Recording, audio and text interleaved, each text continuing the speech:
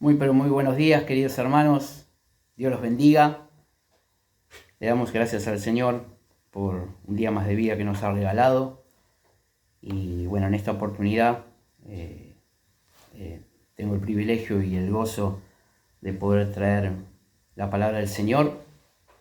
Y antes de comenzar con el estudio, quisiera hacer una oración. Vamos a orar. Padre Santo, te damos gracias por este día que nos has regalado. Gracias, Señor, por tu inmenso amor. Gracias, Señor Jesús, por tu misericordia, por tu fidelidad. Gracias, Señor, por un día más de vida que nos has regalado. Te pedimos, Señor, que tú guíes nuestras vidas, Señor, que guíes esta palabra que vamos a dar, Señor. Oh Padre, dejamos, Señor, nuestra vida en tus manos, Señor. Dejamos esta palabra en tus manos. Guíanos, Espíritu Santo, en todo lo que hablemos. Padre, bendice la vida de mis hermanos. Bendice, Señor, a los pastores de la iglesia, a Juan Carlos, a Pablo, a los líderes, Señor, de la congregación, a cada ministerio, Padre, a los jóvenes, a los niños, a los adultos. Padre, te agradecemos una vez más por el día que nos has regalado. Gracias por el frío, por el calor. Gracias por tu palabra, Señor, que nos enseña cómo debemos vivir. Gracias, Señor, por tu Espíritu Santo que nos guía, que nos ayuda a entender la palabra. Y, Señor, dejamos este estudio en tus manos. Te pedimos que nos guíes, Señor. Padre, te agradezco por todo lo que nos das cada día, por el alimento diario, por la ropa, por el calzado, por el techo que tenemos, Señor. Gracias, papá. Dejamos todo en tus manos, Señor, y oramos en el nombre de Jesús. Amén y amén. Gloria a Dios. Bueno, vamos a comenzar este estudio y vamos a recordar lo que Juan Carlos nos estuvo enseñando el jueves pasado. Él habló sobre el divorcio, Jesús y el divorcio. Y él nos estaba enseñando, ¿no? Pero ante todo vamos a leer, antes de empezar con el texto que me toca en cuestión.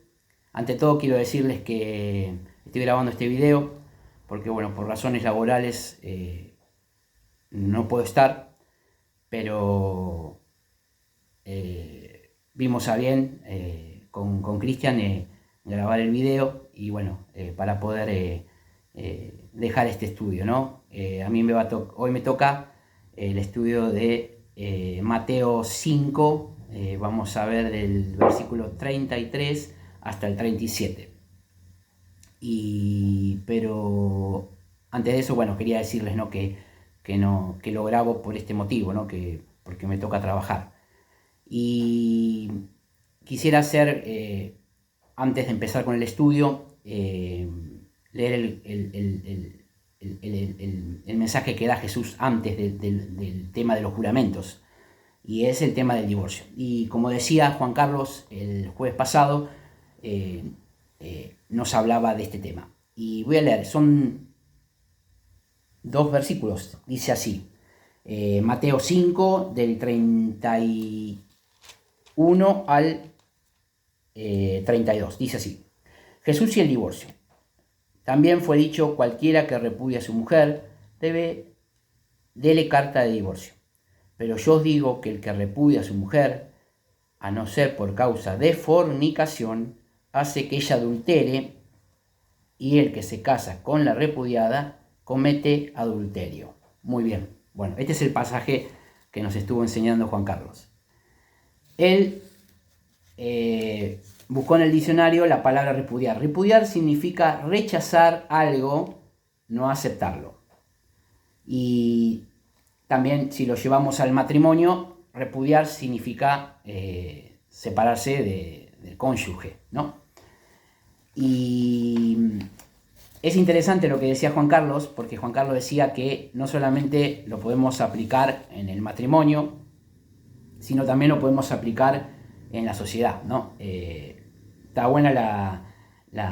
muy buena la definición que hace el diccionario, porque dice que se puede repudiar una ley, se puede repudiar la paz y un consejo. O sea, sería rechazar, ¿no? Que es muy que es muy común, digamos.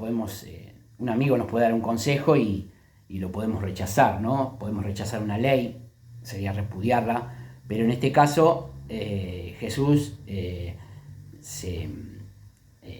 lo que habla es hacia el matrimonio, digamos, ¿no? En este contexto de la vida de Jesús había fariseos y escribas. Los fariseos eran una secta judía, una institución religiosa que guardaba la ley de Moisés, pero se fijaba en lo externo, digamos, ¿no? En lavarse las manos, en estar limpios por fuera, pero su corazón dejaba mucho que desear, ¿no? Porque su corazón estaba lejos de Dios. Ellos, hablando del divorcio, los fariseos por cualquier motivo se divorciaban. Por cualquier motivo tenían su mujer que no les gustaba algo y ya le daba cartas de divorcio. Entonces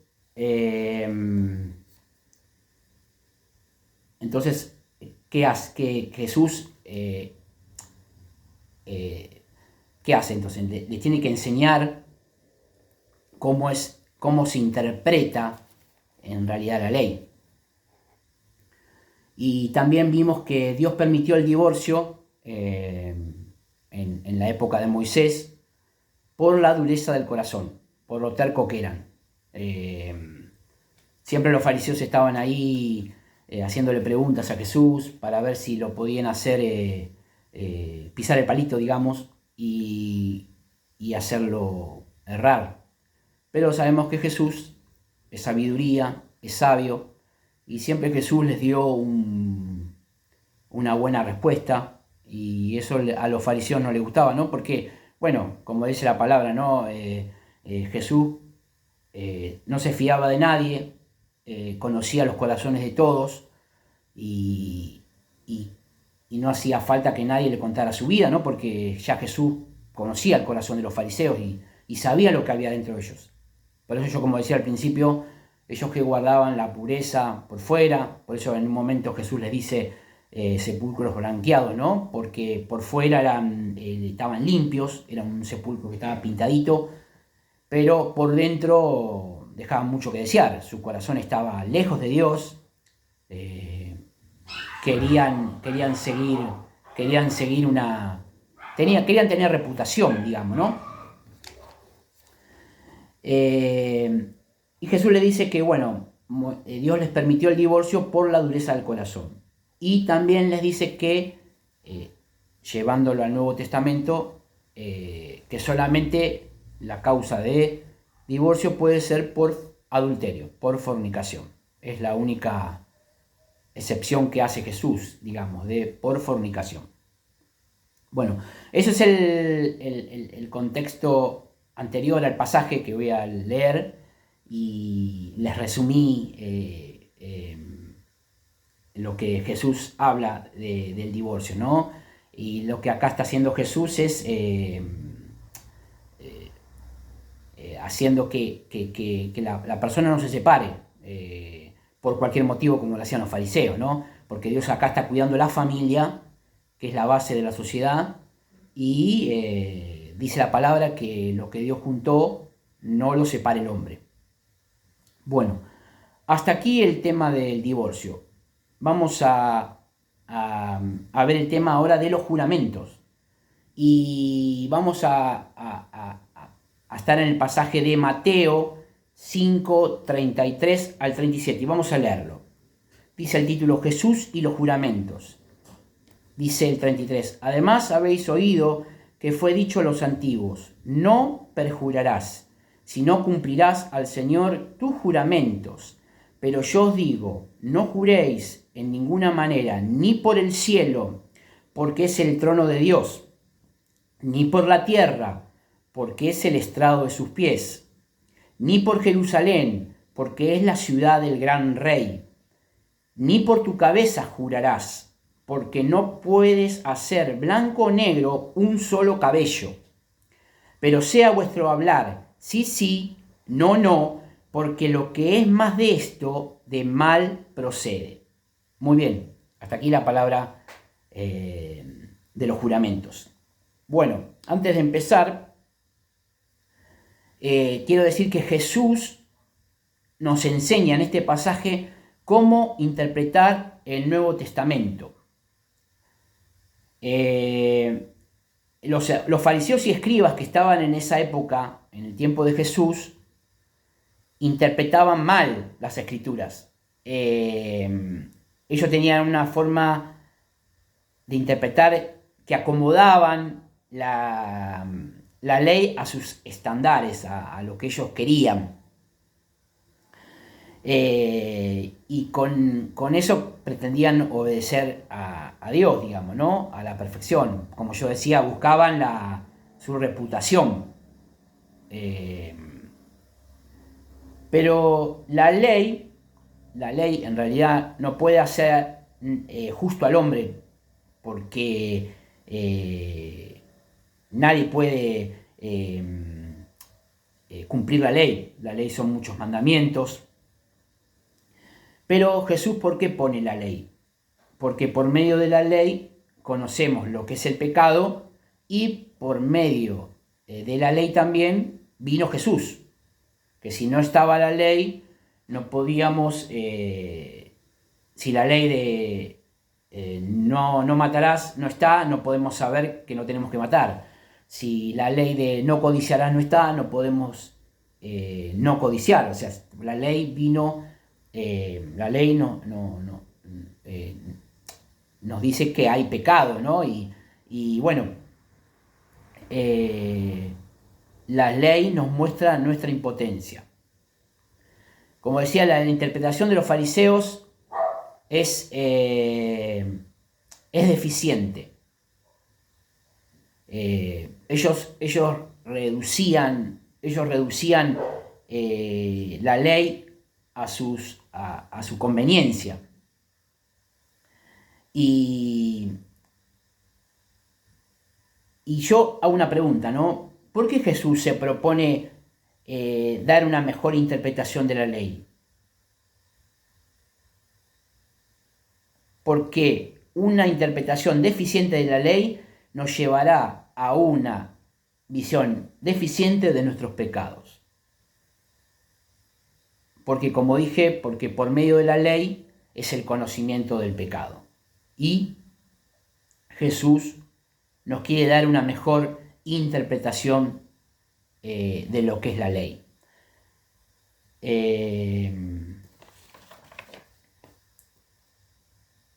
Dice la palabra que los fariseos y los escribas estaban tan ciegos y ellos tenían una visión y ellos querían tener una visión espiritual buena y eran cortos, estaban tan cortos de vista que no eran capaces de ver su ceguera espiritual, ¿no?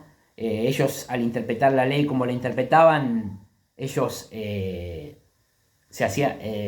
sentían que estaban justificados, que estaban bien delante de Dios. Bueno,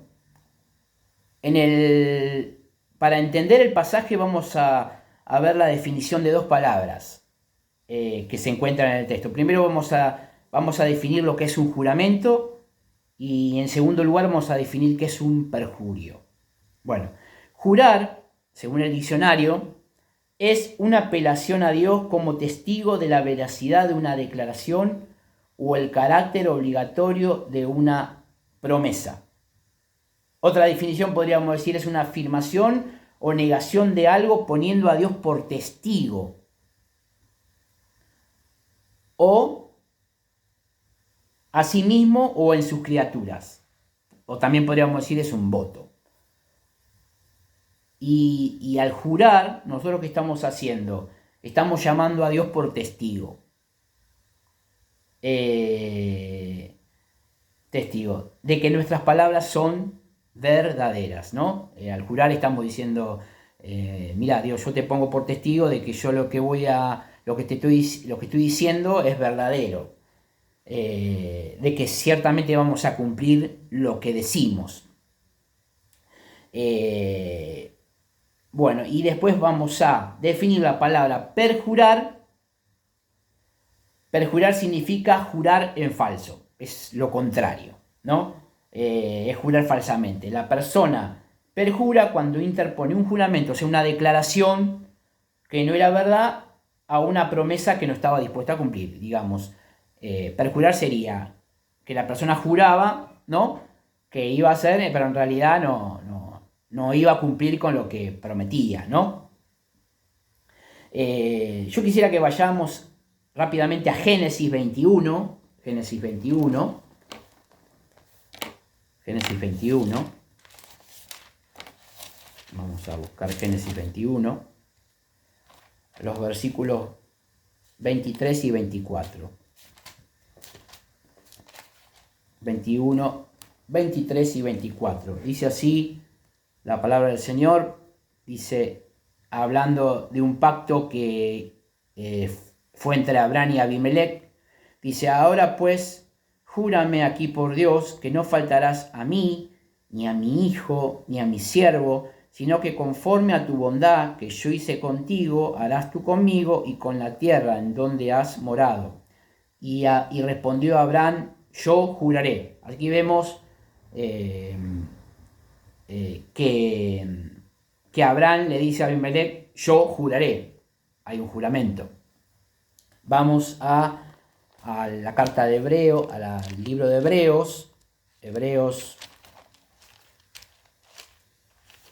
Vamos a buscar Hebreos. Capítulo 6, del versículo 13 al 16. Vamos a leer. Dice así: porque cuando Dios hizo la promesa a Abraham, no pudiendo jurar por otro mayor, juró por sí mismo, diciendo: de cierto te bendeciré con abundancia y te multiplicaré grandemente. Y habiendo esperado con paciencia, alcanzó la promesa. Porque los hombres ciertamente juran por uno mayor que ellos. O sea, nosotros juramos por Dios, y para ellos el fin de toda controversia es el juramento para confirmación. Bueno, aquí ya definimos lo que es jurar y definimos lo que es perjurar, que es jurar falsamente. Bueno, ya definimos las dos palabras. Ahora yo voy a definir este estudio, lo hice en 3 partes. La primera parte, la enseñanza de la ley de los juramentos. ¿Qué enseñó Moisés en el Antiguo Testamento con respecto a los juramentos?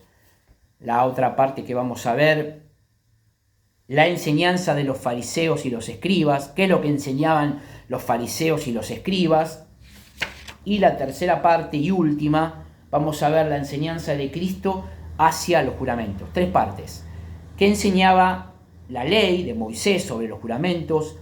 ¿Qué enseñaban los fariseos y escribas, que interpretaban a su manera la ley, no solamente la de los juramentos, sino que en el Sermón del Monte que estamos viendo en esta serie, interpretaban sobre el adulterio a su manera, hablando del divorcio lo interpretaban a su manera, la ira la interpretaban a su manera, y así un montón de temas que hay en este Sermón del Monte que Jesús está dando a la gente de Israel,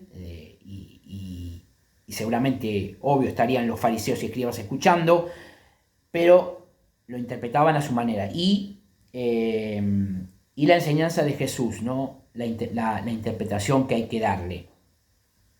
Muy bien.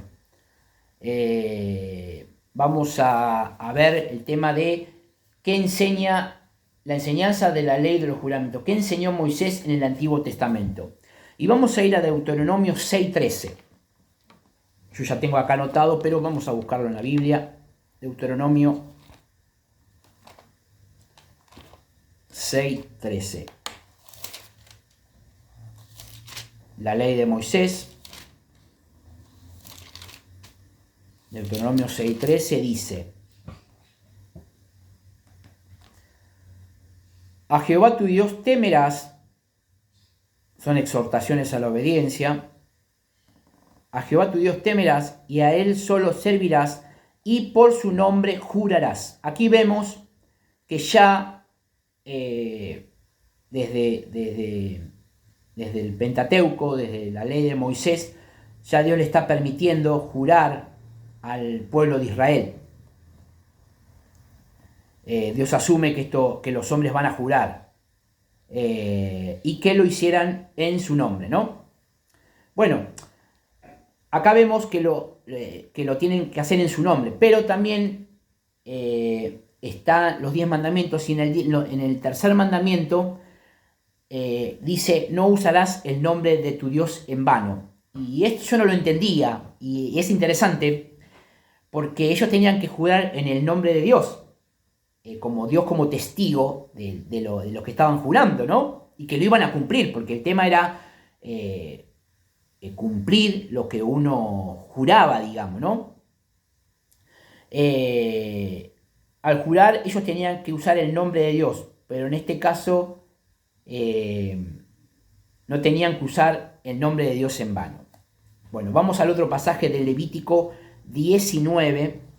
Levítico 19. Levítico 19, versículo 12. Dice así, en Levítico 19, 12. Y no jurarás falsamente por mi nombre, profanando así el nombre de tu Dios. Bueno, acá estamos hablando de que ellos podían jurar, pero si no cumplían con lo que juraban, ellos estaban perjurando y por ende estaban usando el nombre de Dios en vano, a la ligera. Entonces, ¿qué significaba? Que Dios es un Dios santo, es un Dios fiel, y Dios le dice a su pueblo que tiene que ser santo porque Él es santo, y nosotros tenemos que, al prometer algo, cumplirlo, porque, como dije, estamos haciendo testigos a Dios de lo que decimos, y tenemos que ser santos como Él, y por ende ser fieles y honestos. Y ellos al no cumplir con lo que cuando juraban, ellos estaban profanando el nombre de Dios, estaban deshonrando el nombre de Dios, estaban no teniéndolo con valor, digamos, ¿no? No lo... Dios Dios es muy importante para nuestras vidas y para el pueblo de Israel era su Dios y ellos tenían que respetarlo, honrarlo. Y una forma de honrarlo y respetarlo era no usar su nombre, o sea, y el no usar su nombre era no mentir. Ellos tenían que cumplir con la palabra que daban. Bueno.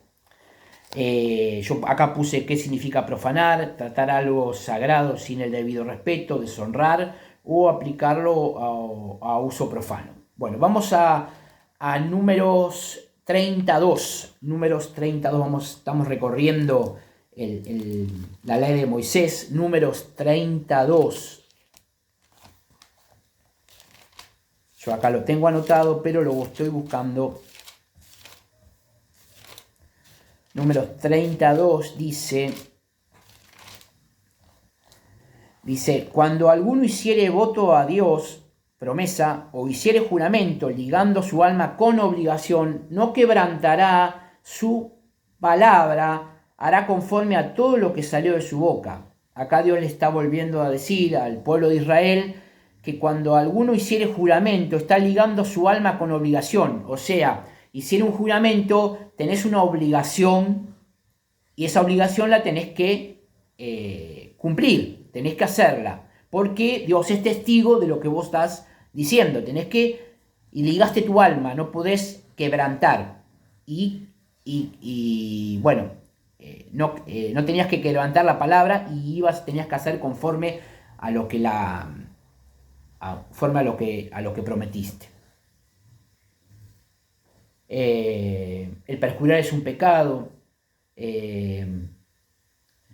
Bueno, en resumen, los juramentos debían ser hechos en el nombre de Dios, solo para decir la verdad, o sea, no podías no tenías que mentir, porque lo hacías en nombre de Dios.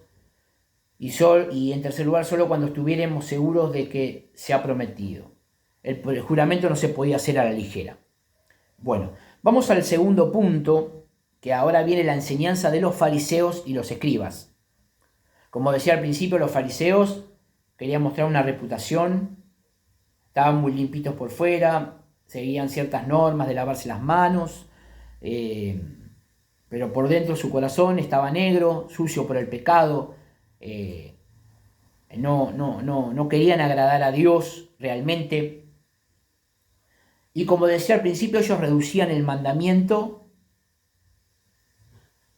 a una prohibición de hacer un juramento falso en el nombre de Dios. En este punto quisiera explicar qué hacían ellos. Dice el versículo 33, además habéis oído que fue dicho a los antiguos, no perjurarás, o sea, no jurarás en falso, sino cumplirás al Señor tus juramentos. Eso, dice Jesús, siempre les hace recordar la ley, ¿no? Pero yo os digo, no juréis en ninguna manera ni por el cielo, porque es el trono de Dios, ni por la tierra, porque es el estrado de sus pies, ni por Jerusalén, porque es la ciudad del gran rey, ni por tu cabeza jurarás, porque no puedes hacer blanco o negro un solo cabello. ¿Qué es lo que estaban haciendo los fariseos y escribas? Bueno, lo que estaban haciendo los fariseos y escribas, ellos estaban jurando por las cosas terrenales, por el cielo, por el templo, por la cabeza de uno, pero vamos a leer un pasaje que se encuentra en Mateo 23, rápidamente, Mateo 23, del 16 al 23. Dice así la palabra del Señor. Ay de vosotros, guías ciegos, que decís, si alguno jura por el templo, no es nada. Pero si alguno jura por el oro del templo, es deudor. Insensatos y ciegos. ¿Por qué? ¿Cuál es mayor, el oro o el templo que santifica el oro? También decís, si alguno jura por el altar, no es nada. Pero si alguno jura por la ofrenda que está sobre él, es deudor. Necios y ciegos. ¿Por qué? ¿Cuál es mayor, la ofrenda o el altar que santifica la ofrenda? Pues el que jura por el altar, jura por él y por todo lo que está sobre él. Y el que jura por el templo, jura por él y por el que lo habita. El que jura por el cielo, jura por el trono de Dios y por aquel que está sentado en él.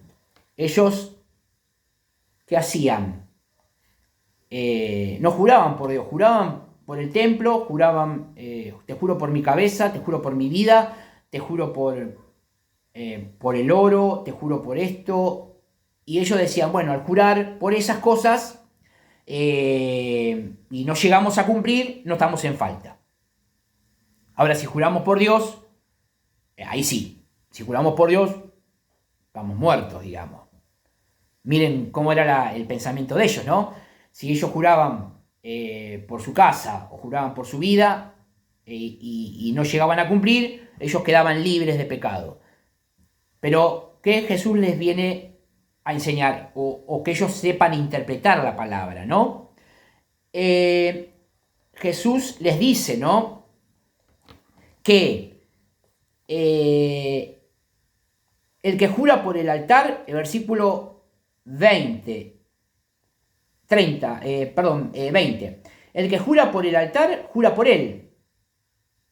O sea, vos juras por el altar, estás jurando por mí, le dice Dios, y por todo lo que está sobre él. El que jura por el templo, jura por él, porque ¿quién habita en el templo? En el templo habita el Señor. Nosotros somos templo del Espíritu Santo y Dios habita en nuestros corazones. En ese momento estaba el templo físico y el Señor estaba en el templo. Aunque muchas veces lo dejaban de lado, ¿no? Porque usaban el templo para otras cosas. Pero el templo era del Señor. Y dice que el que jura por el cielo, jura por el trono. ¿Quién está en el cielo? El Señor. El Señor es omnipotente. Está en el cielo, está en nuestros corazones. Está en todo lugar, ¿no? Ellos juraban por el cielo, pensando que por el cielo no iba a pasar nada, pero en realidad estaba el Señor. Y dice que, y por aquel que está sentado, dice, el que jura por el cielo, jura por el trono de Dios. Y por aquel que está sentado en él. Y tampoco podíamos jurar por nuestra cabeza, porque nosotros no podemos hacer nada, porque un pelo de nuestra cabeza se convierta de blanco, de negro a blanco. Hay alguien que lo hace blanco. Porque nosotros no nos pertenecemos a nosotros pertenecemos, nuestras vidas pertenecen a Dios. Eso es lo que le quería enseñar Jesús, más que nada a los fariseos, ¿no? Y enseñarnos a nosotros en este tiempo, ¿no? Que tenemos que saber interpretar la palabra del Señor, ¿no?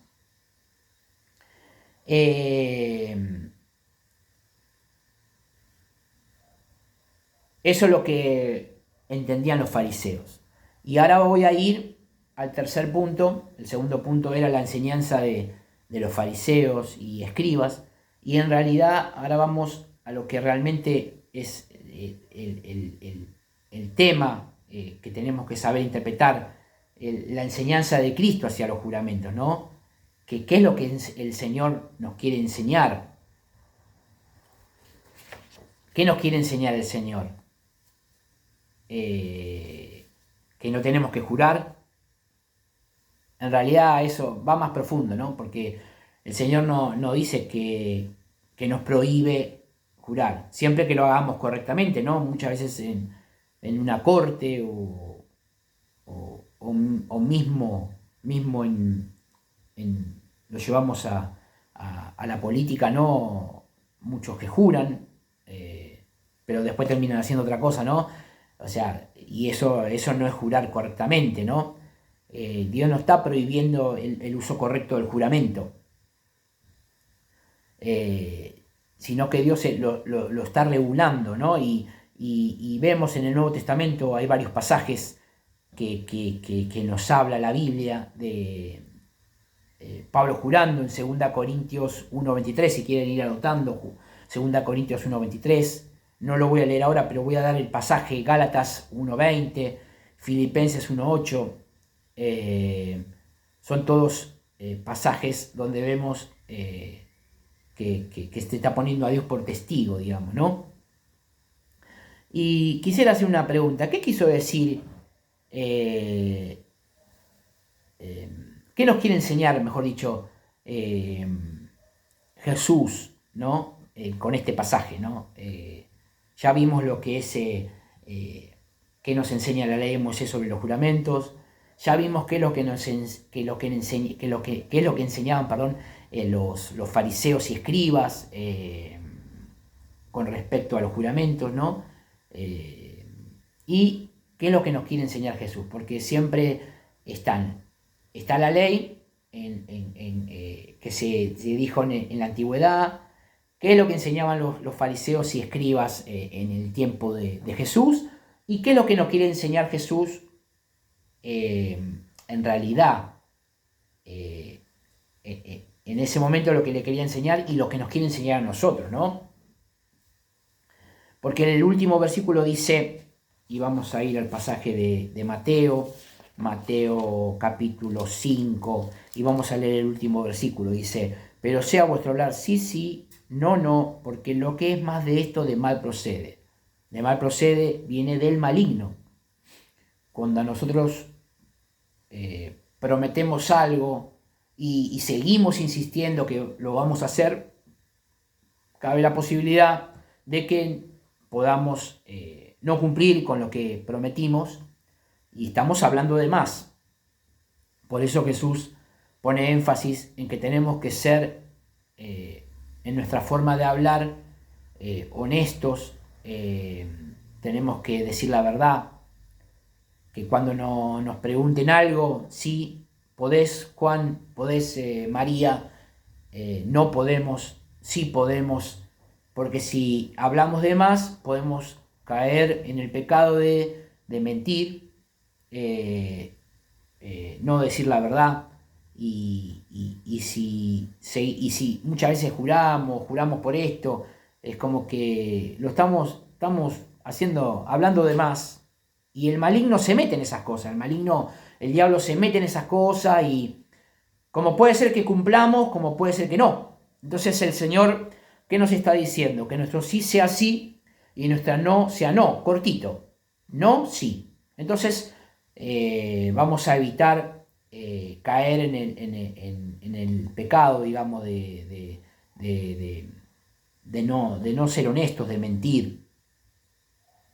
Y hay tres cosas que quisiera decir, aplicaciones prácticas, que tomo de este pasaje.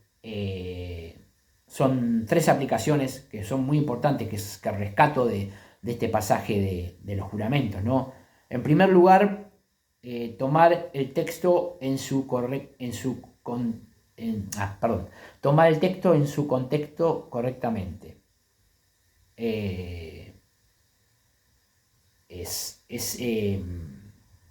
Interpretarlo a la manera que Jesús nos enseña, ¿no? Sabemos que los fariseos y escribas no estaban convertidos, no habían nacido de nuevo, ellos seguían rituales, ellos seguían sus formas para ganar reputación, para ganar renombre. Ellos decían, yo ayuno tantas veces a la semana, oro, ¿no? Pensando que con las cosas que hacían, ellos podían ganarse el favor de Dios. Pero dice que otro fue y se humilló, como dice la palabra, el que se humilla va a ser enaltecido y el que se enaltece será humillado. Porque el Señor que ve el corazón, como dije al principio, el Señor conoce los corazones de todos, y el Señor el que ve los corazones, y el Señor vio el corazón de este hombre que se humilló. Mas el Señor no necesitaba que ningún fariseo se acercara a contarle su vida, porque el Señor ya conocía la vida de los fariseos, y Él sabía que siempre iban con esa maldad a preguntarle al Señor, para ver si al Señor lo podían hacer caer en el error, pero sabemos que Dios es nuestro creador, es el que hizo la palabra, es el que inspiró la palabra en la gente que la escribió, y no se daban cuenta que estaban delante de Dios, digamos, ¿no? Del mismísimo Dios encarnado. Entonces Jesús no necesitaba que nadie le dijera cómo eran los corazones de los fariseos, porque ella los conocía ya de lejos, ya sabía quién era cada persona. Por eso Jesús en este pasaje nos enseña a tomar el texto en su contexto correctamente. El segundo punto, que es una aplicación, aprendemos de este pasaje a no usar el nombre de Dios en vano en nuestras conversaciones. Muchas veces en nuestras conversaciones nombramos a Dios o lo nombramos a la ligera, y eso muchas veces es una irreverencia, ¿no? Es una falta de respeto, ¿no? Pero me encantó cuando estudiaba este tema, ¿no? Porque la verdad que Dios me habló mucho por este pasaje, que en qué consistía usar el nombre de Dios en vano, ¿no? Cuando ellos perjuraban y ellos usaban el nombre de Dios en vano, ¿no? En un juramento, y después no cumplían. Lo estaban usando en vano, estaban profanando el nombre de Dios. Que Dios nos ayude a poder interpretar correctamente lo que el Señor nos quiso enseñar y a no usar el nombre de Dios en vano. Y en tercer lugar, que es el tema central de este pasaje, aprendemos de este pasaje que debemos cuidar cada palabra que sale de nuestra boca. que nuestro sí sea sí y nuestro no sea no, porque lo que es más de esto, de mal procede, del maligno procede, ¿no? De Satanás, ¿no? Y que tenemos que cuidar cada palabra, ¿no? El Señor nos enseña en este pasaje que no tenemos que mentir, que tenemos que ser honestos en el trabajo, en el estudio, con nuestra familia, con nuestros hermanos en Cristo. Debemos en toda conversación, y esto me lo digo para mí, ser, ser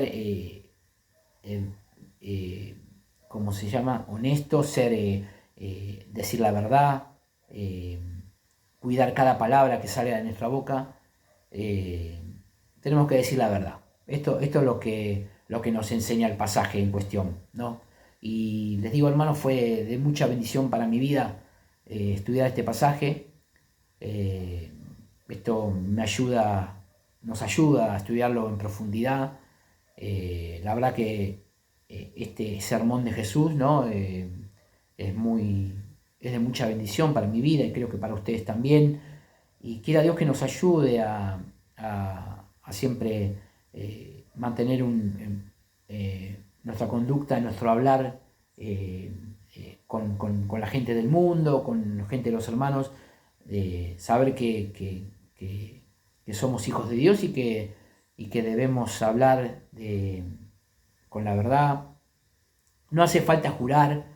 Dios no está prohibiendo el juramento, pero en nuestro hablar que sea sí, sí, no, no. Es lo que Dios nos enseña en este pasaje.